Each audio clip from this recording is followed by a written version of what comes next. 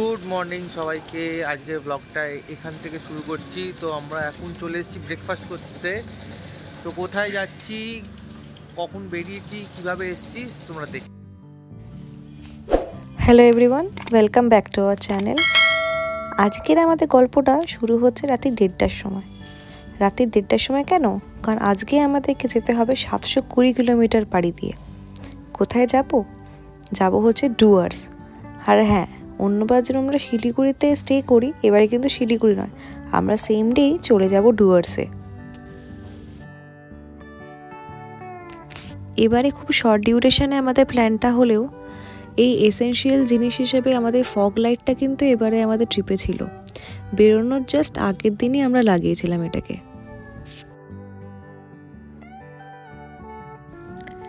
এই যে আমরা বেরিয়ে পড়েছি। এই রাত্রিবেলা রাস্তাটা ফাঁকা থাকে, আর সেটা যাতে ইউটিলাইজ করতে পারি সেই জন্যই আমাদের এই টাইমে বেরোনো। আর আগের বার যেরকম আমরা শিলিগুড়িতে স্টে করেছিলাম, এবারে তো শিলিগুড়িতে স্টে নয়, আরও তার থেকেও দূরে যেতে হবে। ওই জন্যই আমাদের তাড়াতাড়ি বেরিয়ে পড়া।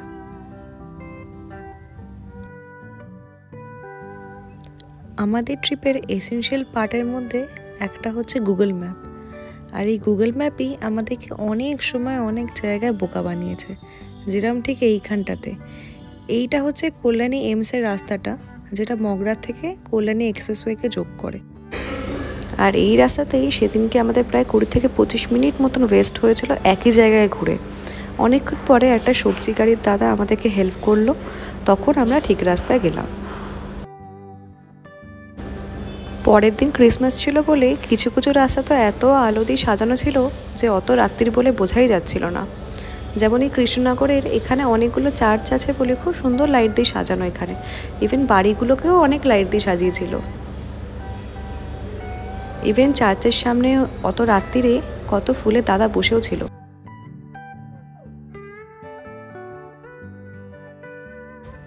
আজকের রাইডের প্রথম স্টপ আমরা দিয়েছিলাম হচ্ছে বহরমপুরের জাস্ট একটুখানি আগেই। এই দোকানের সামনে আরও বাইকার্সরা দাঁড়িয়েছিল, তাই আমরা এখানে একটুখানি দাঁড়ালাম।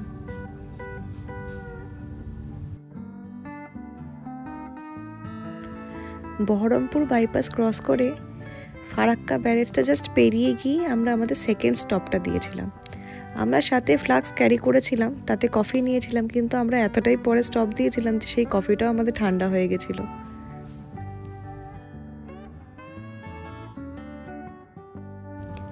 চারিদিকে এত সুন্দর সুন্দর সর্ষে ক্ষেত যে সেটা দেখতে দেখতেই মালদা ক্রস করে রায়গঞ্জ ক্রস করে আমরা পৌঁছে গেছি ডালখোলাতে।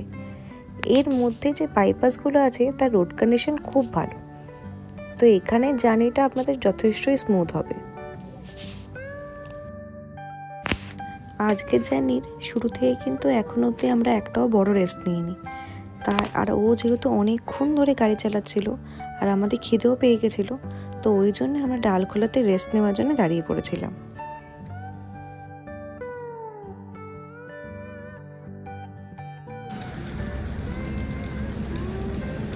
তো আমরা এখন চলে এসেছি ব্রেকফাস্ট করতে হোটেল রাজদরবার।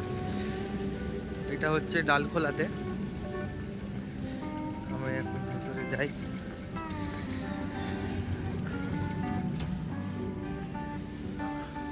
ভেতরে বেঞ্চটা ঠিক এরকম ক্রিসমাসে সাজানো চলছে, বসে আছি। এই যে আমাদের ব্রেকফাস্ট এসে গেছে। আমার হচ্ছে পনির পরোটা, আর ওইদিকে হচ্ছে আলুর পরোটা।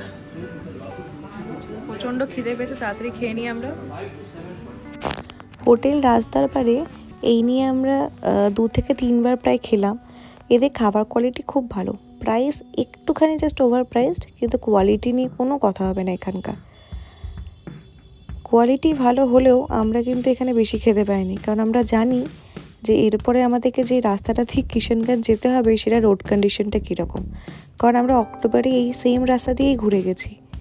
এই দেখতে পাচ্ছেন রাস্তার অবস্থাটা কি হয়ে রয়েছে। জাস্ট এই 33 কিলোমিটারটা পেরিয়ে গেলে তারপরে রাস্তা যথেষ্ট স্মুথ।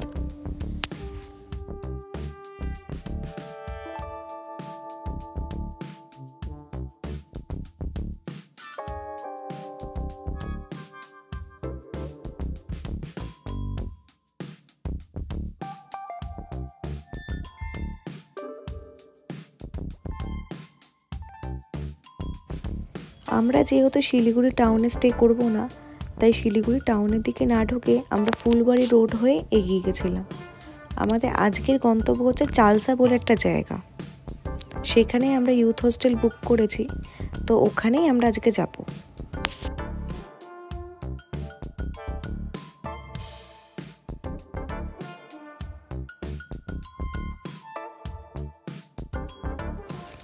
এই ফুলবাড়ি রোড থেকে চালসা যাওয়ার রাস্তায় সিনিক ভিউটি খুব সুন্দর ছিল।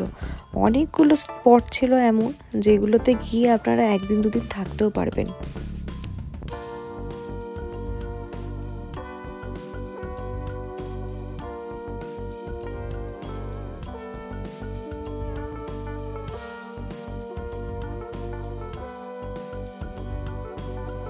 এখন আমরা যাচ্ছি হচ্ছে গাজলডোবার দিকে।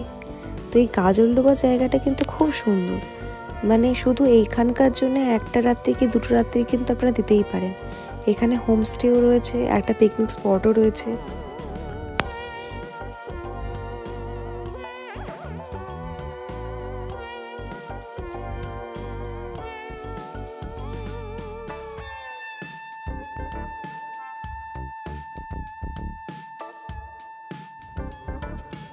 এই যে এত লম্বা গাড়ির লাইন দেখছেন, এটা হচ্ছে তিস্তা ব্যারেজে মানুষের ভিড়ের জন্য।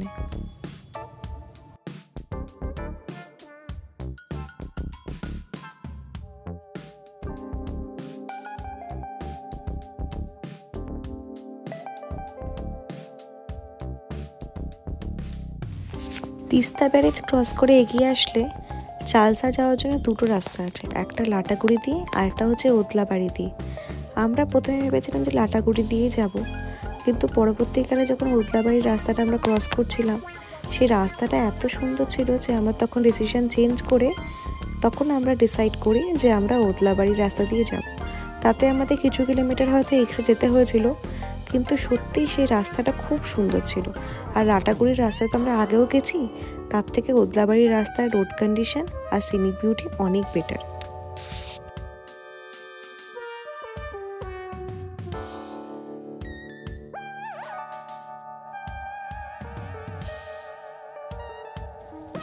রাইডে বেরোলে টয়লেট ইউজ করতে লাগলে কিন্তু আমরা একমাত্র পেট্রোল পাম্পেই দাঁড়াই।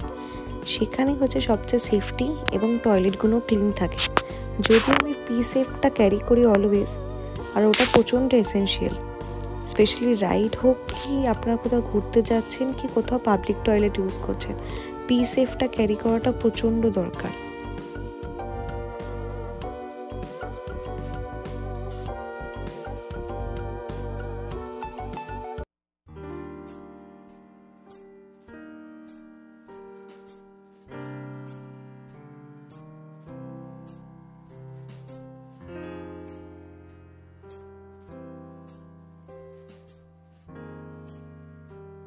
অক্টোবরে যখন আমরা সিকিম রাইড করেছিলাম, তখন আমরা এক্সপেক্ট করেছিলাম যে আকাশ একদম ঝলমলে থাকবে, কিন্তু সেখানেও কিন্তু বৃষ্টি ঠিক আমাদের পিছু নিয়ে পৌঁছে গেছিলো।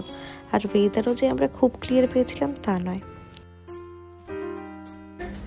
বরং এইবারে আমাদের ডুয়ার্স রাইডের ওয়েদার খুব সুন্দর ছিল। সকালবেলা যেরকম আমরা ঝলমলে আকাশ পেয়েছিলাম, রাত্রিবেলা আকাশ একদম ক্লিয়ার ছিল।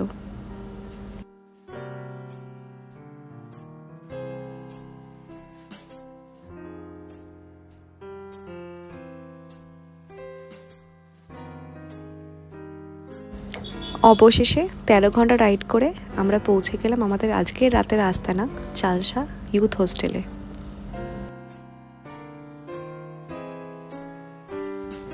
ইউথ হোস্টেলে আমরা আগেও ছিলাম জয়চণ্ডীর ওখানে, তো সেখানকার এক্সপিরিয়েন্সও আমাদের যথেষ্টই ভালো। কিন্তু এইটার দেখলাম বেশ পপুলার, মানে অন্য ইউথ হোস্টেলের থেকে এটার পপুলারিটি অনেক বেশি। এদের স্টাফেদের বিহেভিয়ার প্লাস লোকেশন নাকি অন্য দিকের থেকে অনেক ভালো। ইউথ হোস্টেলের বুকিং প্রসিডিওর খুব ইজি। আগে অফলাইন ছিল, কিন্তু এখন পুরোপুরি অনলাইন হয়ে গেছে, তো একদম ইজি, আপনারা চাইলেই বুক করতে পারবেন ওদের ওয়েবসাইট থেকে। এটার লোকেশনটাও খুব ভালো ছিল, এটা চালসা ঢুকেই একদম, আর সামনে ওই দিকটা হচ্ছে চা বাগান ছিল, আর এই দিকের বাদিকে যে রোডটা সোজা চলে গেছে, হ্যাঁ এই দিকটা, এটা হচ্ছে মূর্তি নদীর দিকে চলে গেছে। সেখান থেকে আপনারা Gorumara national park, Chalsa safari gate ওই দিকগুলো যেতে পারবেন। এইটা হচ্ছে আমাদের রুম। আমাদের রুমটা গ্রাউন্ড ফ্লোরে ছিল। এটা হচ্ছে স্মল সাইজের ডাবল বেডেড রুম। ইউথ হোস্টেলগুলোর লোকেশন যেরকম খুব ভালো হয়, ভাড়াও কিন্তু ওদের যথেষ্ট কম। আপনারা ওয়েবসাইটে গিয়ে বিভিন্ন রকম রুমের ক্যাটাগরি অনুযায়ী ট্যারিফটা দেখতে পারবেন।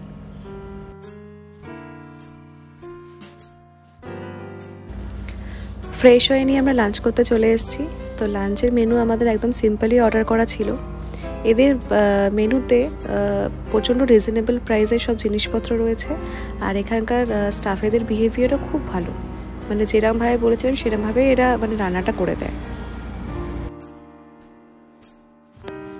লাঞ্চ সেরেই ফ্রেশ হয়ে নিয়ে বেরিয়ে পড়েছিলাম মূর্তি নদীর ধারে যাওয়ার জন্যে। হোটেল থেকে এটা ডিস্টেন্স ওই 2.5 কিলোমিটার মতন। এইটার ধারে প্রচুর হোমস্টে, প্রচুর হোটেল, ফরেস্ট ডিপার্টমেন্টের হোটেলও এখানেই রয়েছে, মূর্তি বনানীর রিসর্ট, ওদের টেন্ট রয়েছে। তো ওটা দেখে বেশ লোভ রাখছিল যে ওখানে থাকতে পারলে ভালোই হতো নদীর ধারে। এখান থেকে কিন্তু Gorumara national park, Chalsa safari gate সবই কাছাকাছি। তো এই চালসা ইউথ হোস্টেলে থাকলে আপনারা এই দিকটা পুরোটাই কভার করতে পারবেন, আর পরের দিন এখান থেকে কোথায় কোথায় গেছি সেটা তো জানতেই পারবেন।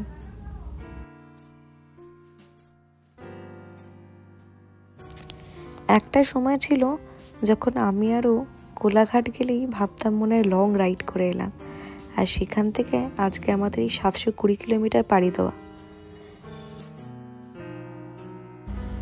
আশা করি আমাদের এই প্রথম এপিসোডটা আপনাদের ভালো লেগেছে। এরপরে আসছে ডুয়ার্সের পুরো সিরিজ, আশা করি সেইগুলোও আপনাদের ভালো লাগবে। যদি চ্যানেলটা সাবস্ক্রাইব না করে থাকেন তো সাবস্ক্রাইব করে দেবেন, নোটিফিকেশনটাও অন করে রাখবেন যাতে পরের ভিডিওগুলো আসলেই আপনারা দেখতে পারেন। সবাই ভালো থাকবেন, সুস্থ থাকবেন, দেখা হবে পরের ভিডিওতে।